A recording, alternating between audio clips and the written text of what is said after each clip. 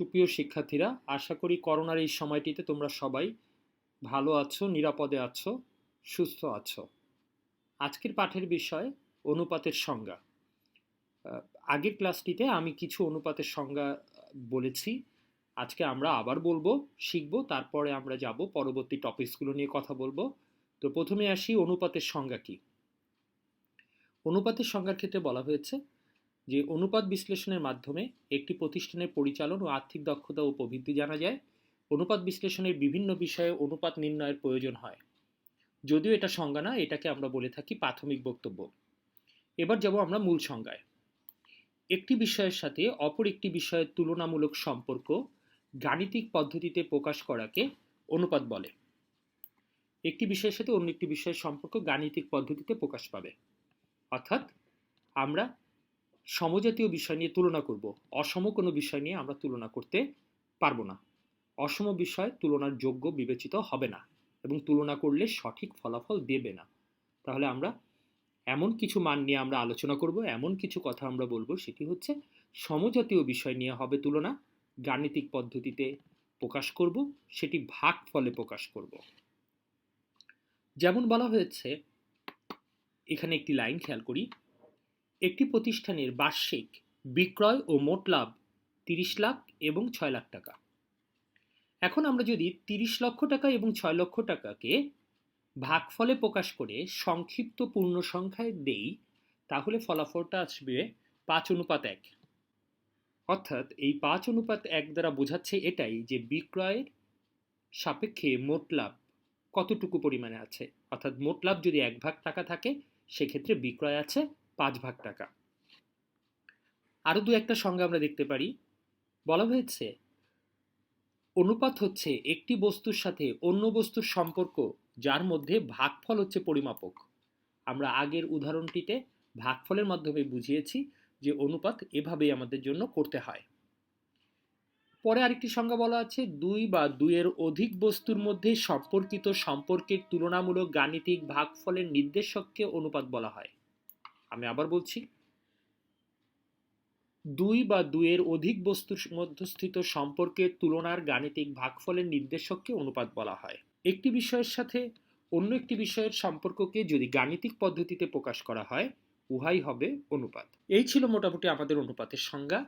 এ পর্যায়ে আমরা দুটি অনুপাত নিয়ে আলোচনা করব। প্রথম অনুপাতটি হচ্ছে চলতি অনুপাত, আর পরে যেটা আজকের আলোচনার বিষয় সেটি হচ্ছে তড়িৎ অনুপাত। তো চলতি অনুপাত কাকে বলে? চলতি সম্পত্তিকে চলতি দায় দ্বারা ভাগ করে যে অনুপাত পাওয়া যায় তাকে চলতি অনুপাত বলে। আমরা ফার্স্ট পেপারে পড়েছি যে চলতি সম্পত্তি কি। চলতি সম্পত্তি বলতে বুঝিয়েছিলাম যে যে সম্পত্তিগুলোর মেয়াদ 1 বছর বা তারও কম সময় থাকে, সেইগুলোকে আমরা বলে থাকি চলতি সম্পত্তি। তাহলে চলতি দায় কাকে বলবো? চলতি দায় বলতে বুঝি যে দায়গুলোর মেয়াদ 1 বছর বা তারও কম, সেই দায়গুলোকে আমরা বলছি চলতি দায়। যদি একটু বিস্তারিত বলি, তাহলে বলা যাবে এভাবে যে যে দায়গুলোকে আমাকে খুব তাড়াতাড়ি পরিশোধ করে দিতে হয়, 1 বছর বা তার কম সময়ের মধ্যে পরিশোধ করে দিতে হয়, সেই দায়গুলোকে আমরা বলে থাকি চলতি দায়। মূলত চলতি অনুপাত, তড়িৎ অনুপাত, এই দুটোকে আমরা আরেকটি নামে বলতে পারবো, সেটি হচ্ছে তারল্যতার অনুপাত। আমরা হেডিংটা যদি খেয়াল করি, চলতি অনুপাত এবং তড়িৎ অনুপাত, এই দুটোকে আমরা একাধারে বলতে পারবো এটি তারল্যতার অনুপাত। আচ্ছা, এবার যদি খেয়াল করি চলতি অনুপাতের আরো কিছু কথা বলা আছে সেগুলোর দিকে। চলতি অনুপাত কোনো প্রতিষ্ঠানের স্বল্পমেয়াদী দায় পরিশোধের ক্ষমতা নির্দেশ করে।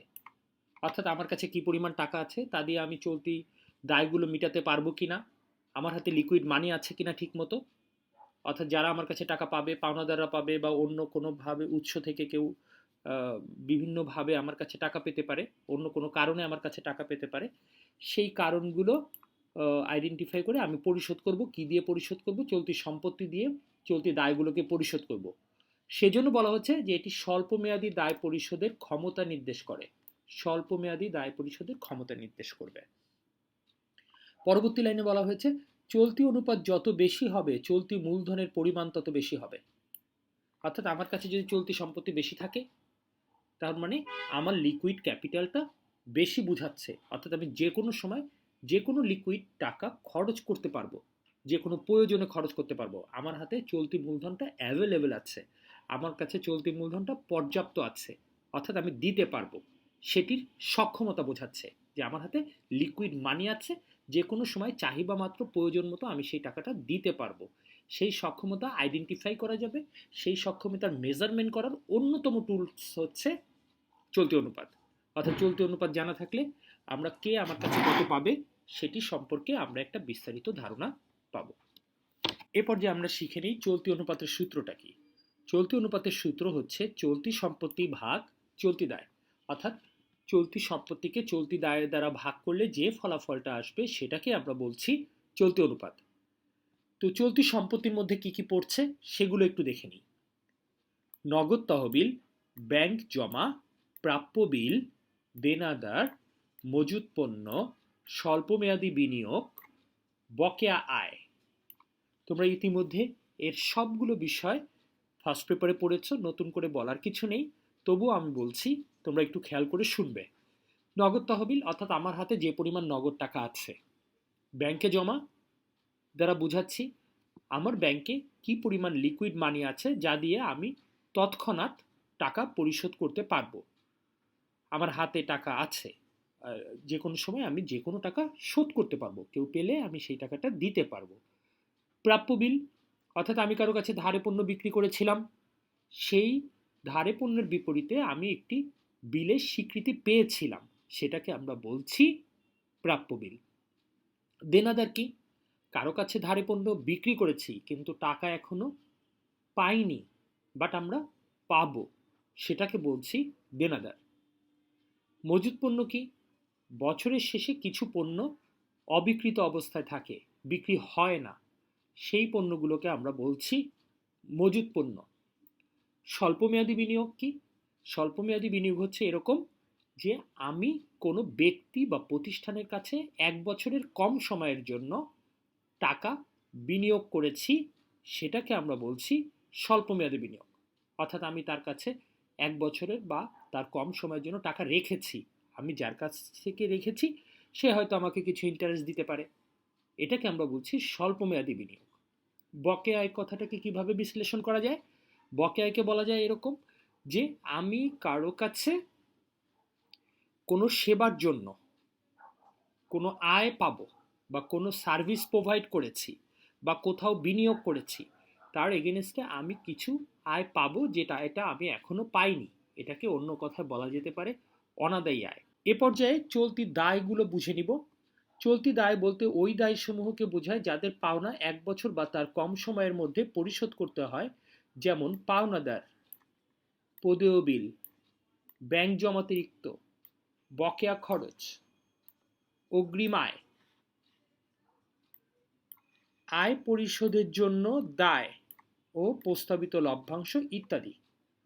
তাহলে চলতি দায়গুলোর সংজ্ঞায় কি বলা হচ্ছে? চলতি দায়গুলোর সংজ্ঞায় বলা হচ্ছে যে দায়গুলো আমরা 1 বছর বা তার কম সময়ের মধ্যে আমাদেরকে দিয়ে দিতে হবে, অর্থাৎ আমরা দেরি করতে পারবো না, খুব স্বল্প সময়ের মধ্যে আমাদেরকে চাহিদা মাত্র, বা আমার যারা পাওনাদার আছে বা যারা আমার কাছে টাকা পাবে তাদেরকে যে দায়গুলো খুব তাড়াতাড়ি শোধ করে দিতে হয়, সেই দায়গুলোর কথা বলা হচ্ছে চলতি দায়। পাওনাদার যাদের কাছ থেকে ধারে পণ্য কিনেছি। পদেয় বিল, পণ্য কিনেছি কিন্তু পেমেন্ট দেয়নি, কোনো একটা বিলে সাইন করেছি। ব্যাংক জমাতিরিক্ত, ব্যাংক জমাতিরিক্ত বলতে বুঝবো এটাই যে আমি ব্যাংক থেকে ঋণ নিয়েছি, জমার অতিরিক্ত টাকা ব্যাংক থেকে নিয়েছি, এটাকে আমরা বলছি ব্যাংক জমাতিরিক্ত। বকেয়া খরচ কি? আমি কোনো একটা খরচ যা আমি এখনো পরিশোধ করিনি, তাহলে সেটা আমাকে খুব তাড়াতাড়ি দিয়ে দিতে হবে। অগ্রিম আয়, আমি কোনো একটা কাজের জন্য স্বল্প সময়ের জন্য টাকাটা অ্যাডভান্স নিয়েছি কিন্তু কাজটি এখনো করে দেইনি, তাহলে অল্প সময়ের জন্য টাকা নিয়েছি, কাজটি এখনো করে দেইনি, সেটাকে আমরা বলছি অগ্রিম আয়।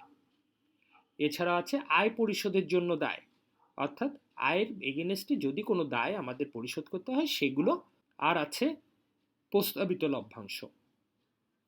প্রস্তাবিত লভ্যাংশ বলতে বোঝায় একটি যৌথ মূলধনী কোম্পানিতে শেয়ার হোল্ডাররা যে লাভের অংশটা কোম্পানি থেকে পেয়ে থাকে, সেই লাভের অংশটা আমাদেরকে কি করে দিতে হয়?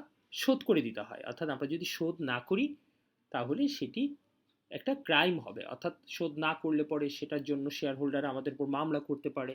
তাহলে সেই দায়গুলো আমাকে খুব তাড়াতাড়ি শোধ করে দিতে হবে। প্রস্তাবিত লভ্যাংশ, সেটাকে আমরা বলছি চলতি দায়। এ পর্যায়ে একটু দেখব এই অনুপাতের একটা একটা গাঠনিক একটা মান আছে, যে মানটাকে আমরা বলে থাকি যে সেটি আদর্শ, অর্থাৎ সেই মানটা যদি আসে তাহলে প্রতিষ্ঠানটা ভালোভাবে চলছে, ভালোভাবে সক্ষমতা আছে ইত্যাদি মেজারমেন্ট করা যায়। আর সেই মানটা যদি ভালো না হয় তাহলে ধরে নিতে হবে যে প্রতিষ্ঠানটি ভালোভাবে চলছে না। চলতি অনুপাতের আদর্শ মান হলো 2:1। 1 টাকা চলতি দেনার বিপরীতে 2 টাকা চলতি সম্পদ থাকা ভালো, অর্থাৎ আমার দায় হচ্ছে 1 টাকা, তার বিপরীতে আমার চলতি সম্পত্তি থাকা উচিত হচ্ছে 2 টাকা। তাহলে আমি সফলভাবে ব্যবসা পরিচালনা করছি সেটা ধরে নিতে হবে। অর্থাৎ এই আদর্শ মানটা যদি 2:1 হয় তাহলে প্রতিষ্ঠান সফলভাবে ব্যবসা পরিচালনা করছে। আর আদর্শ মানটা যদি 2:1 না হয় তাহলে কি বলা যাবে যে সফল না? আসলে সেটি নয়, আসলে অন্য কিছু। সেটি হলো এই যে মানটি, প্রথম মানটি অর্থাৎ চলতি সম্পত্তির মানটি, এই যে এখানে আমরা দেখতে পাচ্ছি চলতি সম্পত্তির মানটি যদি 2-এর কম হয় তাহলে আমরা অসন্তোষজনক বলতে পারি, আমরা খারাপ বলবো না, কিন্তু প্রতিষ্ঠানটা সন্তোষজনক পর্যায়ে নেই। অসন্তোষজনক এই শব্দটা দ্বারা আমরা চিহ্নিত করতে পারি। আমরা ভালো বা না খারাপ না বলে শব্দটাকে আমরা বলতে পারি অসন্তোষজনক। এই ছিল মোটামুটি আমাদের চলতি অনুপাত সম্পর্কে বক্তব্য। এ পর্যায়ে তারল্য অনুপাতের দ্বিতীয় যে অনুপাতটি সেটি নিয়ে আমরা আলোচনা করব। দ্বিতীয় অনুপাতটির নাম হচ্ছে তড়িৎ বা দ্রুত বা তরল অনুপাত। তড়িৎ বা তরল সম্পদ ও চলতি দায়ের মধ্যে সম্পর্ক নির্ণয়ের জন্য যে অনুপাত নির্ণয় করা হয় তাকে তড়িৎ বা তরল অনুপাত বলে। তাহলে বলেছে তরল সম্পদ ও চলতি দায়ের মধ্যে সম্পর্ক নির্ণয়ের জন্য যে অনুপাত নির্ণয় করা হয় তাকে তড়িৎ বা তরল অনুপাত বলে। আমরা ইতিমধ্যে চলতি দায় পড়েছি। আমাদের এখন জানতে হবে যে তরল সম্পদ বা তড়িৎ সম্পদ বলতে কি বোঝায়। তাহলে তড়িৎ অনুপাতের সূত্রটা কি দাঁড়ালো? তড়িৎ অনুপাতের সূত্রটি হয়ে গেল, তরল সম্পদকে আমরা যখন চলতি দায় দিয়ে ভাগ করব তখন আমরা তাকে বলছি তড়িৎ অনুপাত বা তরল অনুপাত। এ পর্যায়ে দেখে নিই যে তড়িৎ বা তরল সম্পত্তি কাকে বলে। চলতি সম্পত্তি থেকে যদি আমরা মজুত পণ্য এবং অগ্রিম খরচ বাদ দিই তাহলে তাকে আমরা বলছি তড়িৎ বা তরল সম্পদ। এখন তড়িৎ বা তরল সম্পদ সম্পর্কে আমাদের আরেকটু সম্যক ধারণা রাখতে হবে। সেটি কেমন? তড়িৎ সম্পত্তি বলতে আমরা বুঝি চলতি সম্পত্তির মধ্যে যেগুলো অলস সম্পত্তি আছে, অলস চলতি সম্পত্তিগুলো আছে, বা যেগুলো আমাদের একটু দেরি করে শোধ করলেও হয়, সেগুলোকে বাদ দেওয়ার পরে যে ফলাফলটা থাকে সেটাকে বলা হচ্ছে তরল সম্পদ। আমি আবার বলছি, তরল সম্পদ বলতে আমরা বুঝাচ্ছি যেই চলতি সম্পত্তিগুলো আমাদের একটু দেরি করে পরিশোধ করলেও হয়, সেগুলোকে যদি আমরা চলতি সম্পত্তি থেকে বাদ দিই তাহলে যে নেট রেজাল্টটা আসে সেই নেট রেজাল্টটাকে আমরা বলছি তরল সম্পদ। চলতি সম্পত্তি থেকে আমরা মজুত পণ্য বাদ দিব এবং অগ্রিম খরচ বাদ দিব। মজুত পণ্য কেন বাদ দিব?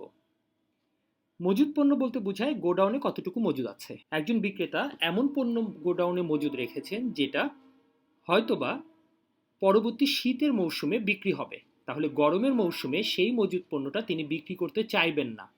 তাহলে তিনি অতি তাড়াতাড়ি নগদে সেটা রূপান্তর করতে পারবেন, কিন্তু হয়তো সঠিক মূল্য পাবেন না। সেজন্য বলা হয় যে মজুত পণ্য কোনো বিক্রেতার ইচ্ছের উপর বা অতি তাড়াতাড়ি নগদে তিনি রূপান্তর করতে পারেন না, তার ইচ্ছের উপর অনেকটাই ডিপেন্ড করে না। মজুত পণ্য বিক্রি করতে গেলে কিছুটা সময় লাগে, সেজন্য এটাকে বলা হচ্ছে যে এটি তড়িৎ সম্পত্তি হতে পারে না। তড়িৎ সম্পত্তি মিনস যেই সম্পত্তিগুলোকে আমি অতি তাড়াতাড়ি নগদে রূপান্তর করে ফেলতে পারবো। এ পর্যায়ে আসি অগ্রিম খরচ। তুমি বাড়িওয়ালাকে 6 মাসের বাড়ি ভাড়া অ্যাডভান্স দিয়ে দিয়েছ। এখন 6 মাসের আগে তুমি ওই বাড়ির সকল সুবিধা ভোগ করছো না। 6 মাস সময় লাগবে তোমাকে ওই সুবিধাটা ভোগ করতে বা পেতে। বা তুমি কোনো এক ব্যক্তি বা প্রতিষ্ঠানকে কিছু অগ্রিম টাকা দিয়েছ, সেই অগ্রিম টাকা দেওয়ার পর সেটা তুমি তাৎক্ষণিকভাবে সুবিধা পাবে না, তার জন্য তোমাকে একটু সময় বের করতে হবে। তাহলে এই দুটো জিনিস তড়িৎ আমরা সুবিধা পাই না। চলতি সম্পত্তি মতো করে তড়িৎ আমরা সুবিধা পাই না বলে আমরা এগুলোকে তড়িৎ সম্পত্তির মধ্যে ফেলবো না। তাহলে বাকি যে চলতি সম্পত্তিগুলো থাকছে তার সবই হবে তড়িৎ সম্পত্তি। তাহলে চলতি সম্পত্তি থেকে দুটি অলস চলতি সম্পত্তিকে আমরা বাদ দিব। একটি হচ্ছে মজুত পণ্য এবং অগ্রিম খরচ। অলস বলা হচ্ছে এ কারণে যে এই দুটো চলতি সম্পত্তি আমরা অতি তাড়াতাড়ি নগদে রূপান্তর করতে পারছি না। এবার আসবো তড়িৎ অনুপাতের আদর্শ মান নিয়ে। তড়িৎ অনুপাতের আদর্শ মান হচ্ছে 1:1, অর্থাৎ 1 টাকা তড়িৎ দায় পরিশোধের জন্য 1 টাকার যদি আমাদের চলতি সম্পত্তি থাকে, তড়িৎ সম্পত্তি থাকে, তাহলে আমরা তাকে বলবো তড়িৎ অনুপাত। এবং তড়িৎ অনুপাতের আদর্শ মান 1:1 যদি না হয়, তাহলে প্রথম মানটা যদি একটু বেশি হয় তাহলে সেটা আরো ভালো। প্রথম মানটা যদি একটু বেশি হয়, যদি প্রথম মানটা কম হয় তাহলে আমরা বলবো অসন্তোষজনক। তাহলে এই ছিল আমাদের তড়িৎ অনুপাত নিয়ে সার্বিক আলোচনা। এ পর্যায়ে একটি উদাহরণ দিয়ে আমরা বুঝে নিব কিভাবে চলতি এবং তড়িৎ অনুপাত করতে হয়। আমাদের সামনে কিছু দায় দেনা দেওয়া আছে, কিছু পরিসম্পদ দেওয়া আছে। তো যেগুলো আমাদের চলতি সম্পত্তি, সমাপনী মজুত পণ্য, দেনাদার, প্রাপ্য বিল এবং নগদ তহবিল, এইগুলো আমাদের চলতি সম্পত্তি। এখন দেখে নিব কোনগুলো আমাদের চলতি দায়। যথারীতি পাওনাদার, পদেয় বিল এবং ব্যাংক জমাতিরিক্ত আমাদের চলতি দায়। তাহলে এখানে অ্যামাউন্ট আছে তিনটি, 1,50,000, 50,000 এবং 1,50,000, অর্থাৎ সর্বমোট আছে 3,50,000। এখানে আছে 2,50,000, 3,50,000, 2 লক্ষ এবং 2 লক্ষ, তার মানে চলতি সম্পত্তি আছে টোটাল আমাদের 10 লক্ষ টাকা। তো আমরা সূত্রটা লিখব, চলতি অনুপাত, উপরে লিখছি চলতি সম্পত্তি, নিচে লিখছি আমরা চলতি দায়। তাহলে 10 লক্ষ টাকাকে আমরা 3,50,000 দিয়ে ভাগ দিলে আমরা ফলাফলটা পাচ্ছি 2.86:1। আমরা এরপরে মন্তব্য লিখতে পারি, মন্তব্য নাও লিখতে পারি, তবে মন্তব্য লিখলে তুমি ভালো নম্বর পাবে। চলতি অনুপাতের শিল্প গড় অর্থাৎ আদর্শ মানটা লিখতে হবে। তারপরে লিখব 1 টাকা চলতি দায়ের জন্য 2 টাকা চলতি সম্পত্তি থাকা প্রয়োজন, অর্থাৎ এখানে 1 টাকা চলতি দায়ের জন্য 2.86 টাকা চলতি সম্পত্তি আছে, সুতরাং চলতি অনুপাতের মানটা সন্তোষজনক। এবার যাব আমরা দ্বিতীয় সূত্রটির জন্য, তরল অনুপাত। তরল অনুপাতের সূত্র আমরা পূর্বেই পড়েছি যে চলতি সম্পত্তি থেকে আমরা মজুত পণ্য এবং অগ্রিম খরচ বাদ দিব, কিন্তু আমাদের এই অঙ্কটিতে কোনো অগ্রিম খরচ দেওয়া নেই, তাহলে বাদ দেওয়ার কোনো প্রশ্ন আসছে না। তাহলে চলতি সম্পত্তি থেকে আমরা সমাপনী মজুত বাদ দিচ্ছি আর চলতি দায় নিচে লিখছি। তাহলে উপরে লিখছি চলতি সম্পত্তি 10 লাখ, তার থেকে আমাদের মজুত পণ্য প্রশ্নে দেওয়া আছে 2.5 লক্ষ টাকা, তাহলে সেই 2.5 লক্ষ টাকা বাদ দিলাম এবং চলতি দায় দিয়ে ভাগ করে আমরা যে মানটি পেলাম সেটি হচ্ছে 2.14:1। কিন্তু আমরা জানি যে এটার আদর্শ মান হচ্ছে 1:1। তাহলে 1:1 পরিবর্তে সেখানে আমাদের মানটি আছে 2.4:1। তাহলে সেটি আরো ভালো আছে। তাহলে এখানে আমরা বলতে পারি যে তড়িৎ অনুপাতের মানটি আমাদের অবশ্যই সন্তোষজনক। তড়িৎ অনুপাতের মানটি আমাদের অবশ্যই সন্তোষজনক, কারণ এটার আদর্শ মানে 1:1, কিন্তু এটা নির্ণয় করা মান এসেছে আমাদের 2.14:1। শিক্ষার্থীরা খেয়াল করবে, অঙ্কটি করার পর তোমাদেরকে গণনা দিতে হবে, অর্থাৎ চলতি সম্পত্তি যেগুলো সেগুলোকে লিখতে হবে এবং চলতি দায় যেগুলো সেগুলোকে তোমার লিখতে হবে আলাদা করে। তাহলে তুমি পরীক্ষার হলে যে কোনো ভুল ভ্রান্তি সহজেই নিজে থেকেই ধরতে পারবে। তোমার গণনা যদি করা থাকে তাহলে গণনা থেকে অঙ্কটি করতেও তোমাদের সহজ হবে। তো এই ছিল আমাদের আজকের পাঠ্যসূচি বা পাঠের বিষয়গুলো। তো পরবর্তী ক্লাসে তোমাদের নতুন নতুন কোনো অনুপাত নিয়ে তোমাদের সাথে দেখা হচ্ছে। সেই পর্যন্ত আশা করি করোনার এই সময়টিতে তোমরা সবাই বাসায় থাকবে, সুস্থ থাকবে এবং ভালো থাকবে। সকলকে অসংখ্য ধন্যবাদ।